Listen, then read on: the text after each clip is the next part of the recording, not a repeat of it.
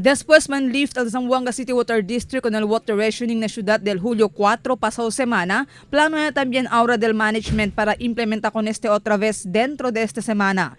Este el cosa anuncia el manager del Production Department del Water District, Engineer Teotimo Reyes Hijo, durante el press briefing na City Hall este día. Según con Reyes, bien abajo ya también el nivel del agua na Ila Diversionary Dam y hindi mas bastante para distribuir regularmente con di ila mga konsumidores. Este día ya alcanza lang según na 74.06 meter el nivel del agua na Diversionary Dam, mas menos na normal nivel de 74.20 meter. Of course, the last rain we had was July 2. And then we had last Saturday, but it's really not enough to recharge the water flow.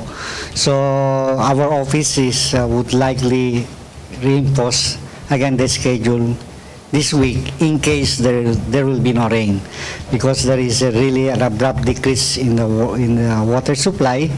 So we might not be able to really supply the whole entire network, the usual 24 hours that we did. Según pa con Reyes, ya prepara también sila con el schedule que ay implementa na 3 area, el Central Area, West Coast y East Coast Area. Our initial